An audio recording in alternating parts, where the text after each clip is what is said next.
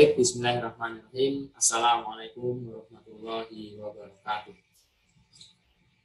Alhamdulillahirabbil alamin. Alhamdulillahilladzi anzala sakinata fi qulubil mu'minin liyazdadu imanan ma'a imanihim. Asyhadu an la ilaha illallah wahdahu la syarika lah wa asyhadu anna Muhammadan abduhu wa rasuluhu la nabiyya ba'dahu. Allahumma shalli ala sayyidina wa maulana Muhammad wa ala alihi wa sahbihi ajmain. Amma ba'du.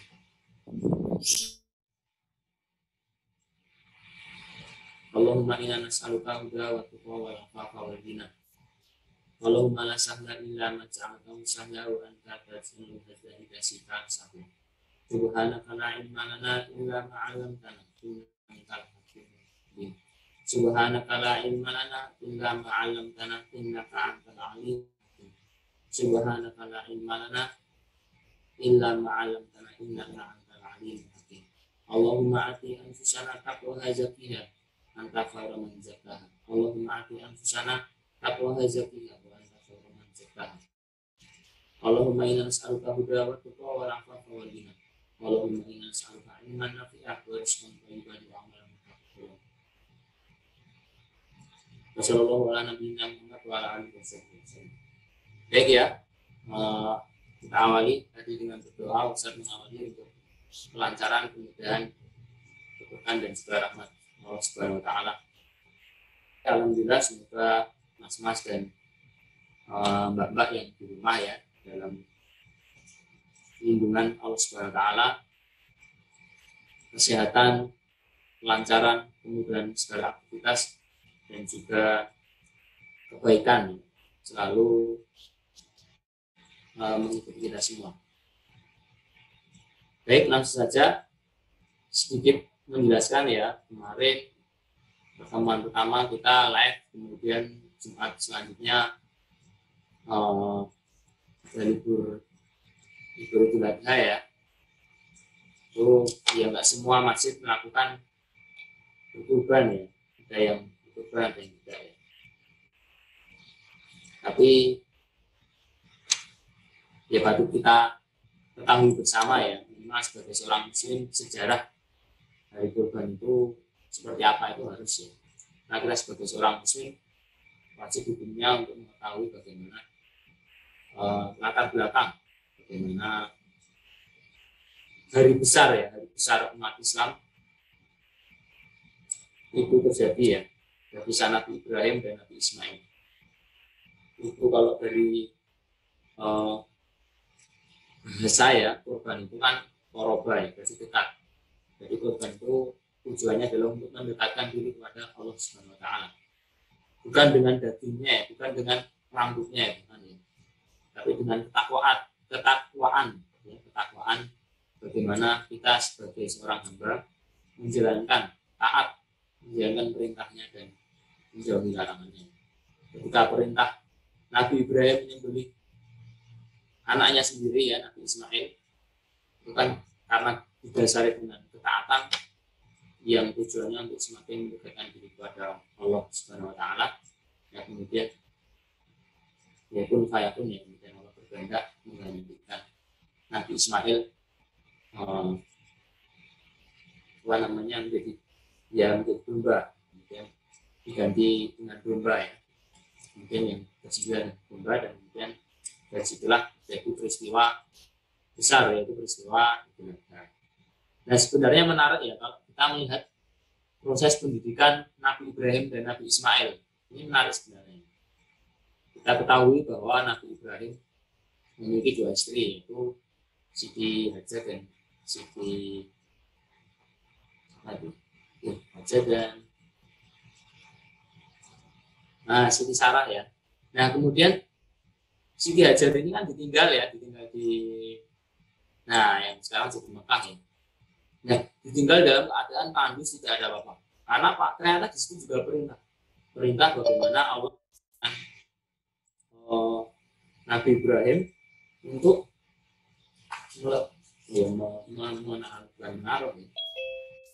meninggalkan Siti Hajar bersama Ismail ya, anaknya yang baru lahir, kemudian kita di sana. Nah, kemudian ya kenapa ya? Ya karena taat kepada Allah dan ditaruh ya, kemudian ditinggal ke daerahnya. Nah kemudian ya namanya ditinggal, habis itu nggak ada apa-apa, nggak ada kehidupan ya, belum ada kota, dan pada puncaknya adalah habisnya perbekalan yang mengharuskan Siti Hajar itu berlari-lari kecil. Nah, berlari-lari namanya itu sangat erat hubungannya dengan proses di Mekah ya, bagaimana perjuangan Siti Hajar. Ya bayangkan ya, kita mencari air ya, mencari penghasilan atau karunia ya, itu dari Safa dan Marwah, itu saya belum terlalu tahu jaraknya berapa. Ya taruhlah 3 kilo ya lebih ya. Itu berkali-kali. Nah, tapi qadarullah ternyata airnya itu hadirnya di kaki Ismail ya. Yaitu kehendak Allah ya, bagaimana kita berusaha ternyata airnya datangnya juga di situ juga. Itu bagaimana keyakinan kita, ikhtiar maksimal kita, namun Allah yang berkehendak. Nah, apa yang ingin saya maksudkan adalah pada masa kecil Ismail itu ditinggal sama ya jaraknya jauh ya, jauh dengan orang tuanya, dengan Ibrahim ya, dengan ibunya. Bisa dibayangkan Ustadz ya dengan mas-mas Bamba ya jauh ya kan, walaupun sekarang ada dengan video call ya. Ini berarti ada jarak di sana, kita tidak bertatap langsung, tidak ngomong langsung, tidak ada ya, komunikasi secara langsung dan sebagainya. Yang di situ biasanya membangun sebuah ikatan kuat, ya enggak? Coba kalau orang tuanya itu nggak pernah di rumah, ya, biasanya kan agak renggang ya. Tapi kalau di rumah terus kuat. Ini ada hal yang menarik ya.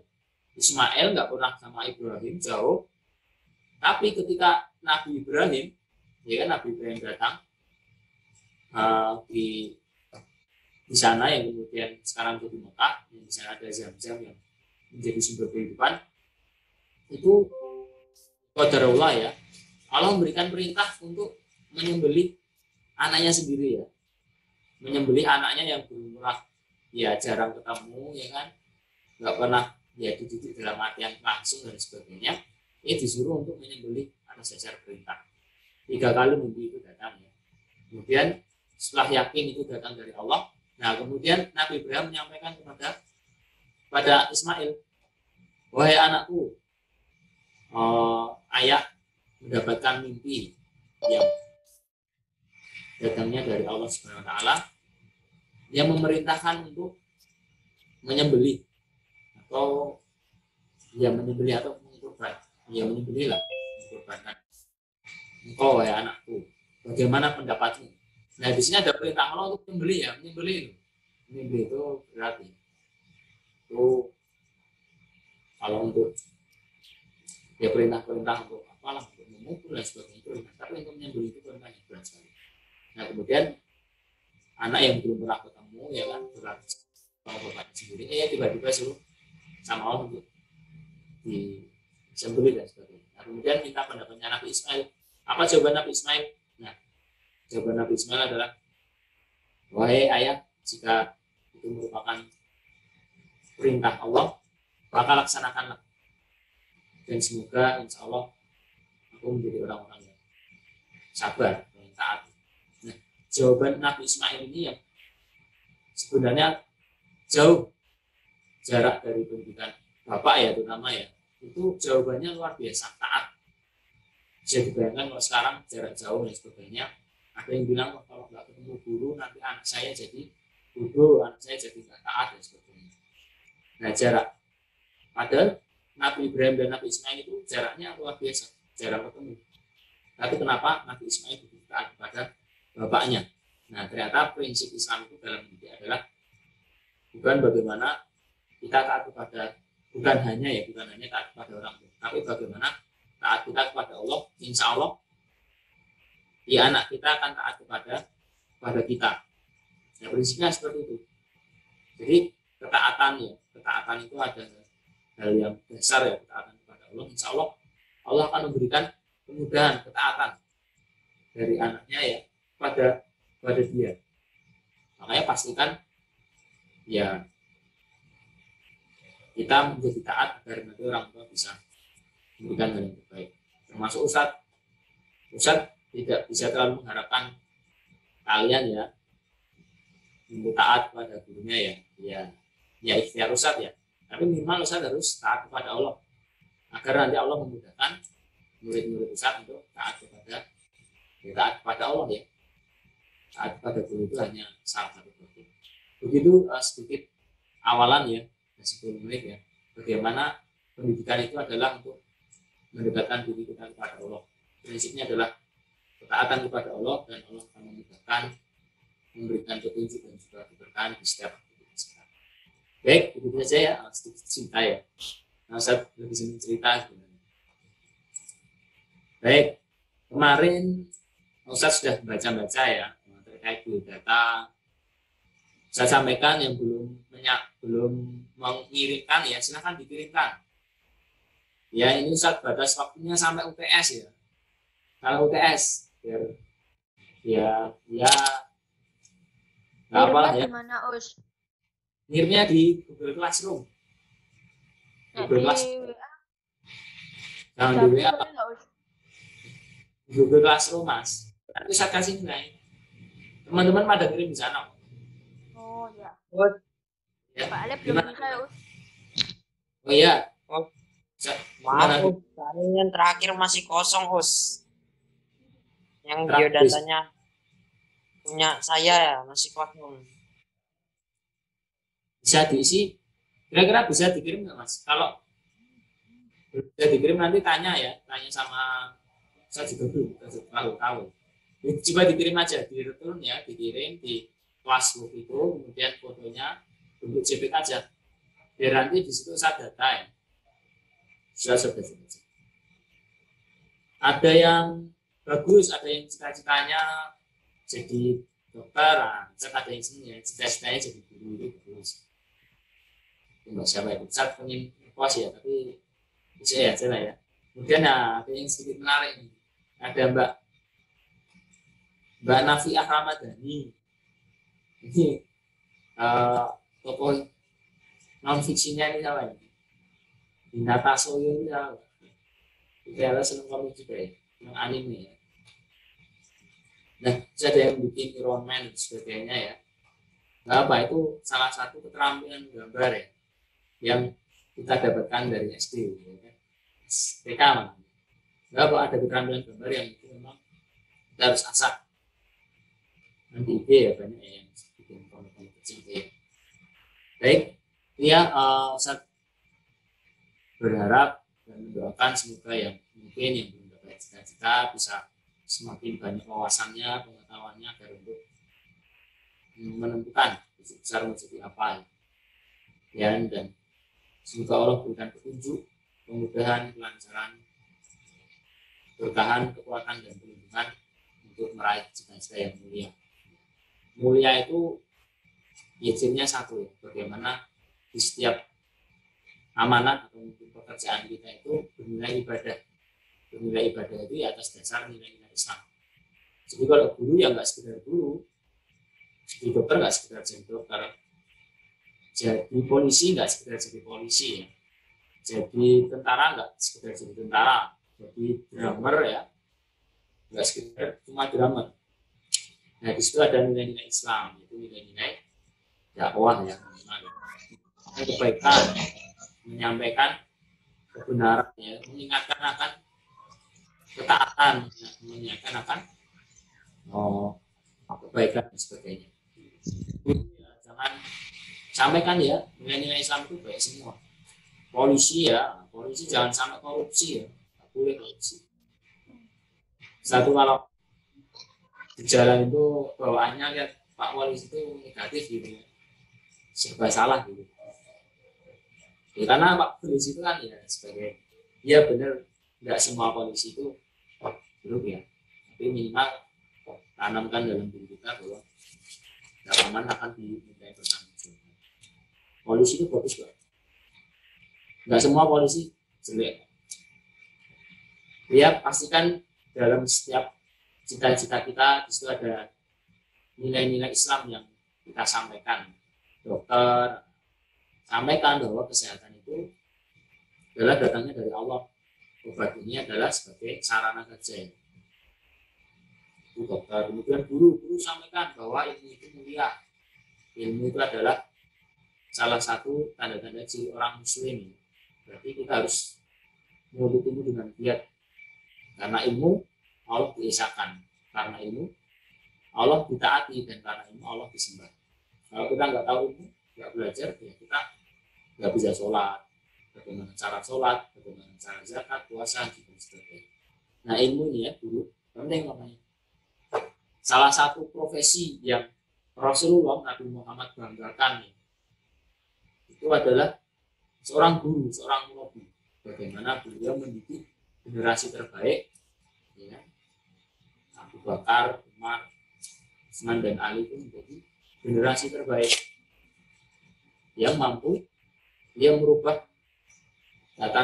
dunia, karena Islam adalah rahmatan lil alamin. Itu Islam menjadi salah satu rahmat bagi seluruh alam.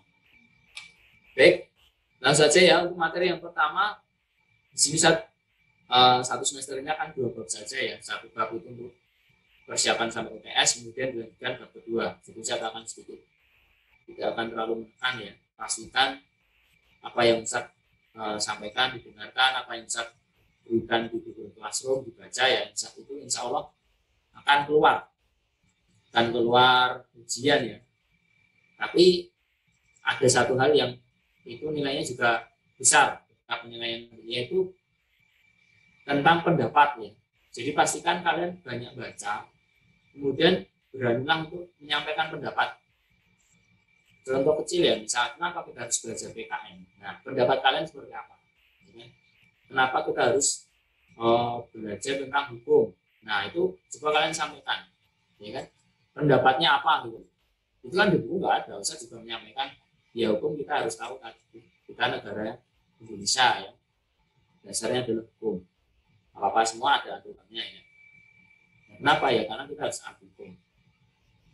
Pernah menghadapi Pak Polisi, pernah menghadapi kehakiman, itu kan peradilan itu penting itu ya. Itu ada hukum, ada batas hukum. Itu ya kalau besar bisa akan merasakan ya, bagaimana dunia yang sesungguhnya. Nah, ini ya saya sampaikan, pastikan kalian latihan berpendapat. Bisa meminta pendapat kalian, bagaimana gagasan kalian, pemikiran kalian. Nah, disampaikan, latihan. Jangan cuma sedikit-sedikit ya, sampaikan nggak apa. Nah, di situ Ustaz ingin belajar, ingin mengetahui. Oh, anak ini pemikirannya bagus. Oh, anak ini banyak baca. Oh, Mas ini punya cita-cita yang bagus. Oh, Mas ini punya gagasan yang itu ya. Jadi yang satu baca, insya Allah jawabannya ada di ringkasan ya. Kemudian satu lagi, pastikan kalian menyampaikan gagasan. Siapkan diri dan banyak membaca. Baik ya, Ustaz akan baik, sudah bisa dilihat ya. Nah, bab pertama adalah perumusan dan penetapan. Ada 2 kata kunci di situ. Ada perumusan dan penetapan Pancasila sebagai dasar negara. Merumuskan dan ditetapkan. Berarti bahasanya merumuskan itu berarti rapat dulu, baru ditetapkan, disahkan. Kedua hal. Nah, sebabnya apa? Yang pertama, karena Pancasila ya kita harus memahami tentang perjuangan prakemerdekaan. Kita harus tahu ya bagaimana sejarah itu, sejarah perjuangan Indonesia. Nah, dari sejarah kita akan mengetahui tentang sebuah identitas bangsa.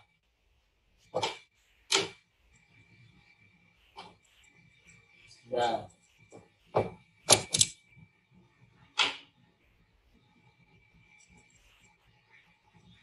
baik. Yang kemudian yang kedua perumusan. Nah, perumusan. Kemudian yang ketiga adalah penetapan. Dan yang ketiga semangat pendiri bangsa. Nah, langsung saja ya. Nah, perjuangan.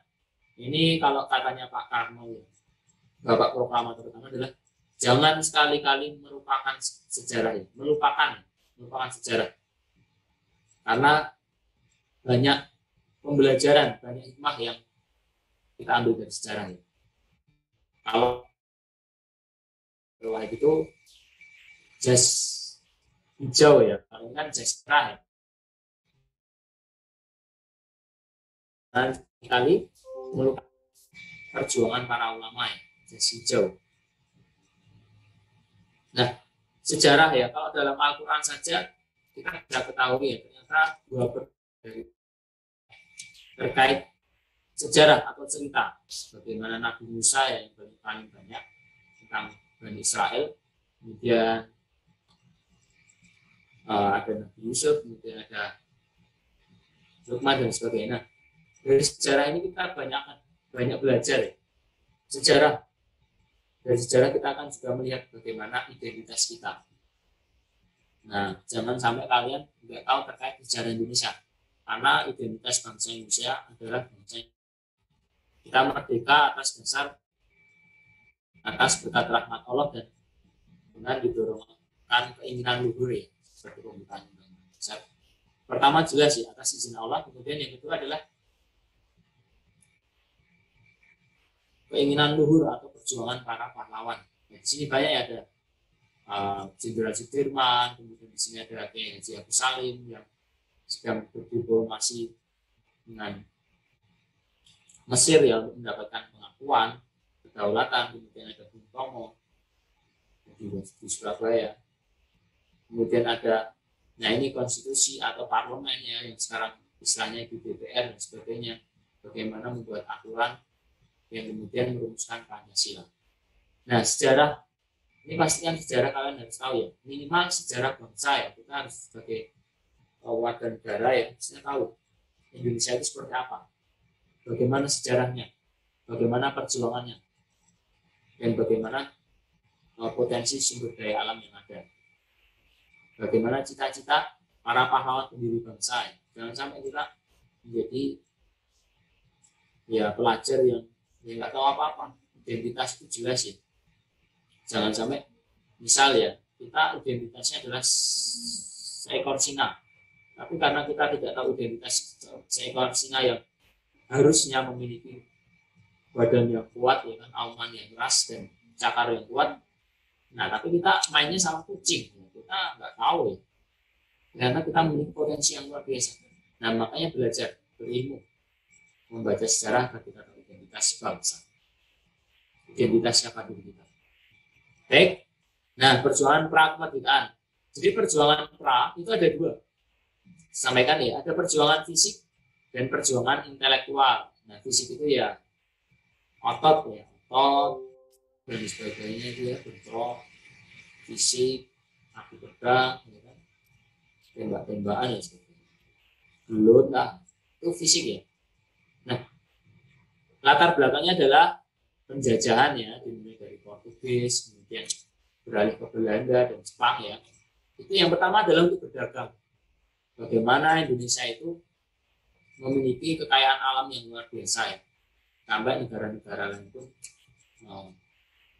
tertarik ya. Nah dari dagang tahu kondisi alam yang luar biasa, tapi yang punya ya ilmunya sedikit ya, bagaimana potensi-potensi itu nggak bisa dikembangkan ya udah kemudian dikuasai ya, karena kita nggak punya ilmu, karena kita nggak ya ilmunya dikit, masih terlalu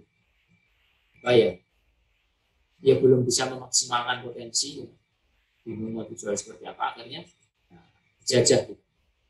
Makanya kita dijajah itu sebenarnya cuma satu ya, karena kita kurang ilmu.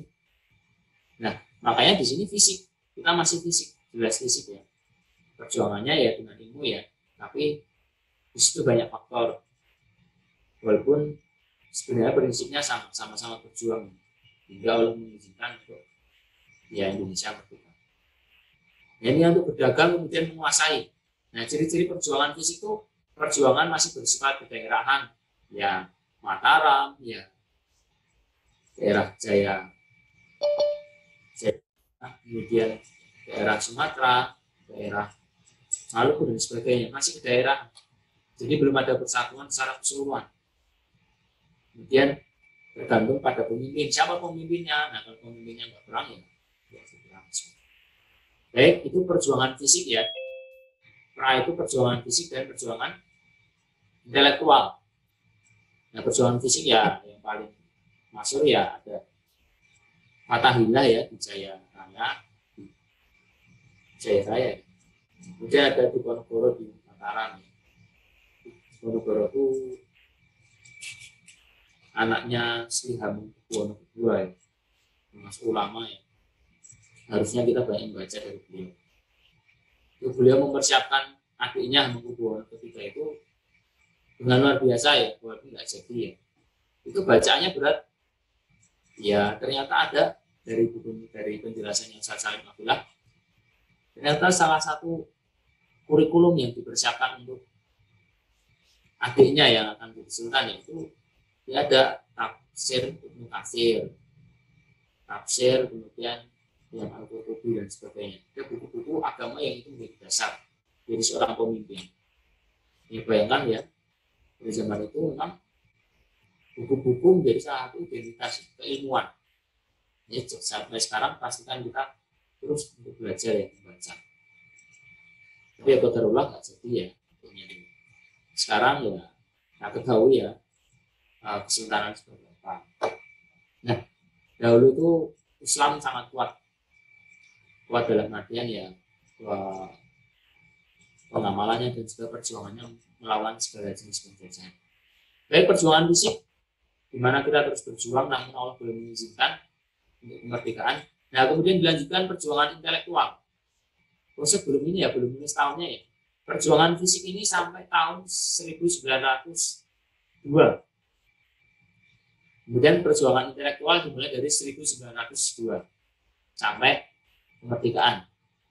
Nah ini saya akan sampaikan nanti ditulis di ringkasan ya, bisa dibaca-baca. Perjuangan intelektual ini diawali adalah latar belakang adanya politik etis. Jadi kita dijajah, ya, di semena-mena, di anulah, nggak enak dijajah itu nggak enak. Bekerja nggak dibayar, bekerja aja dipaksa sampai ya keringetan, sampai dia nggak kasih makan, bahkan kalau lemes-lemes nanti dipukul dan sebagainya. Bahkan nyawa taruhannya. Nah, kemudian ada tuntutan dari salah satu tokoh Belanda ya, Van Deventer itu menyampaikan ya balas budi ya, jangan sampai mengeksploitasi ya. Kemudian akhirnya Belanda menjawab ya, dengan politik etis. Nah ini bisa keluar ya, politik etis itu ada 3, edukasi, irigasi, dan imigrasi. Edukasi itu apa? Edukasi itu education atau pendidikan. Nah jadi ya memang awalnya dulu ada pendidikan ya, pesantren. Ya Pak, edukasi ini lebih ke ada sekolah ya, ada gedung, ada meja dan sebagainya, ada guru, papan tulis, itu dulu edukasi. Kemudian irigasi. Nah irigasi ini pengairan ya, sawah, tanaman dan sebagainya. Kemudian imigrasi ini ya, mungkin pernah dengar, migrasi yaitu perpindahan penduduk. Jadi bagaimana sebuah daerah yang di situ ada penduduk ya harus disebar, jangan cuma ini. Nah di situ misal Jawa ya, Jawa itu udah padat.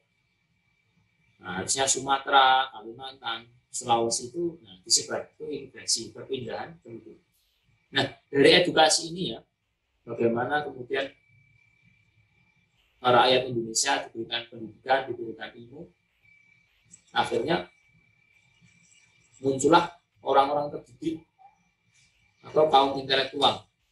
Di situ ada Pak Karno, ada Pak Hatta, kemudian ada M. Natsir, ada Supomo, ada Muhammad Yamin, kemudian ada Ki Hajar Dewantoro, ada A.A. Maramis, ada Ahmad Subarjo, ada Kiai Haji Agus Salim, ada Muhammad Natsir, dan lain sebagainya, banyak. Nah di sini pergeseran antara fisik menjadi intelektual, ya kan, jadinya yang kerjanya itu dengan fisik, sekarang lebih berpikir ya, bagaimana kita merdeka. Kenapa kok kita dijajah terus? Ternyata kita nggak bisa berdiri sendiri, kita nggak bisa mengelola sumber daya alam sendiri. Ternyata kita ditipu, ternyata kita diperalat, ternyata kita dibodohi oleh Belanda dan sebagainya. Nah dari pendidikan ini kemudian muncullah organisasi-organisasi. Nah, ada Budi Utomo. Budi Utomo ini 1908 ya. Yang kemudian diambil menjadi Hari Kebangkitan Nasional ya 20 Mei. Walaupun kalau diambil sebagai organisasi pertama yang lahir ya, di situ ada Syarikat Dagang Islam sebagai organisasi dagang Islam sekitar tahun 1906. Kemudian berubah menjadi Syarikat Islam ya. Ada Cokro Aminoto. Siapa Cokro Aminoto? Cokro Aminoto adalah gurunya Pak Karno ya. Kemudian mitranya Kiai Haji Agus Salim. Kiai Haji Agus Salim itu siapa ya? Ternyata gurunya MHC. MHC siapa yang belajar? Kita harus cari tahu siapakah tokoh-tokoh bangsa. Yang perlu kita ketahui bahwa tokoh bangsa itu nggak cuma Soekarno ya. Itu perlu kita catat ya. Tokoh bangsa itu nggak cuma Soekarno. Tokoh bangsa itu nggak cuma Soekarno. Walaupun yang paling kelihatan Soekarno ya. Jelas ada posisi sebagai presiden. Nah kemudian ada Budi Utomo 1908. Kemudian disusul ada Muhammadiyah. Nah Muhammadiyah itu ya kalau kita ketahui sekarang ada SD Muhammadiyah, SMP Muhammadiyah, itu Muhammadiyah.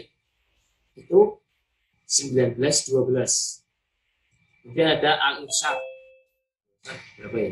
Kemudian ada Nahdlatul Ulama. Nahdlatul Ulama itu 1926 atau NU ya, Nahdliyin. Nahdliyin itu ya biasanya dari Jawa Timur. Kalau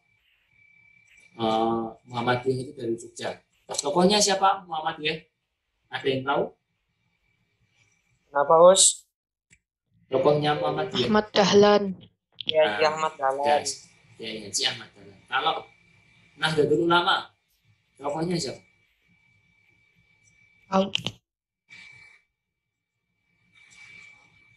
Nah, kalau Nahdlatul Ulama adalah Kiai Haji Hasyim Asy'ari ya. Dan Imam Hasbullah apa ya? Nah, ada dua. Kemudian ada Budi Utomo. Budi Utomo itu kalau nggak salah Supomo ya. Kemudian ada Al-Irsyad, ada Persis Persatuan Islam. Itu siapa ya? Ahmad Sulkati nggak salah. Kemudian Syarikat Islam ada Pak Ahmad, Pak Cokro Aminoto. Kemudian ada Indisep Partij, yaitu 3 serangkai. Itu Ki Hajar Dewantoro, terus DPR dan apa saja. Ini ya. Jadi dari perjuangan fisik, ya kita terus berjuang melawan penjajahan, kemudian diberikan kesempatan untuk belajar, akhirnya kita bergeser dari fisik ke intelektual. Jadi kita lebih berpikir bagaimana kita merdeka. Kalau perang kita kalah ya jelas, ya. Karena persenjataan fisik dan intelektual. Nah kemudian setelah fisik dan intelektual, nah ternyata di intelektual pergantian dari Belanda ke Jepang ya karena perang dunia ke-1. Dan kemudian BPUPKI, nah ini ya mesti sering dengar ya BPUPKI atau Badan Perencanaan Pendidik ya Kemerdekaan. Nah atau bisa disebut Dokuritsu Jumbicho Sakai. Nah latar belakangnya apa? Latar belakangnya ketika Jepang mengganti Belanda ya dari segi penjajah ya, walaupun sama-sama menjajah ya karena dalam percaturan dunia itu kalau yang kalah perang itu nanti digantikan dengan yang menang perang ya. Belanda kalah, sekutunya Belanda kalah, kemudian Jepang masuk karena Jepang itu negara yang kecil ya dan memang butuh bantuan. Nah salah satu janjinya adalah memberikan kemerdekaan. Harapannya apa? Harapannya nanti ketika diberi janji, nanti warga Indonesia itu bisa membantu Jepang, membantu Jepang untuk perang. Jadi iming-imingi lah, dikasih ya kasih janji gitu. Mas besok kalau membantu Ustadz nanti Ustadz kasih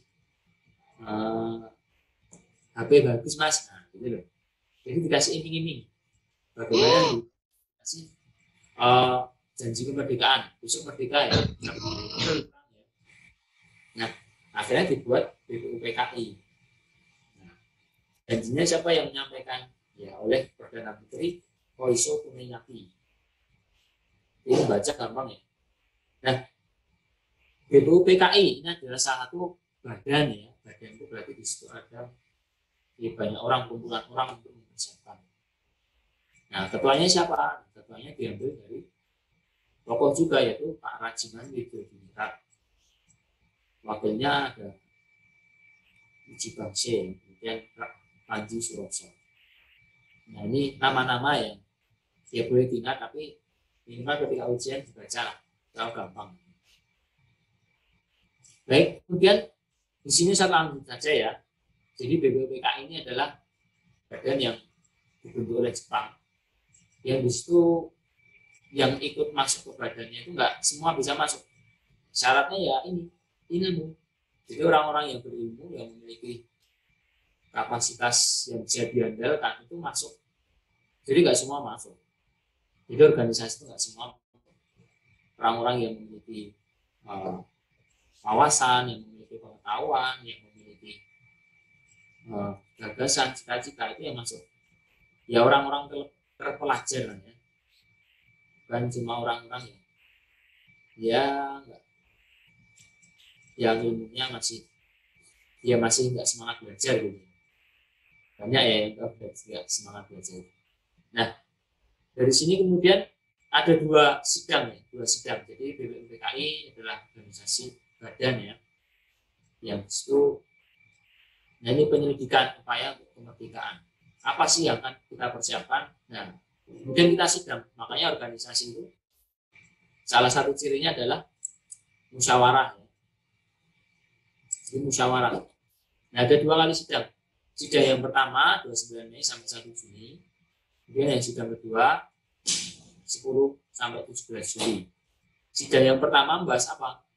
Nah, di situ membahas dasar negara Indonesia. Ya.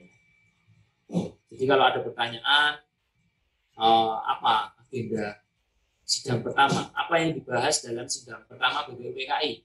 Nah, dijawab aja. Pembahasan sidang pertama BPUPKI adalah tentang dasar negara Indonesia. Bagaimana Indonesia depannya merdeka menjadi bangsa yang memiliki arah tujuan dan cita-cita, dasar, fondasi yang kokoh. Ini dasar negara, sidang pertama dasar negara.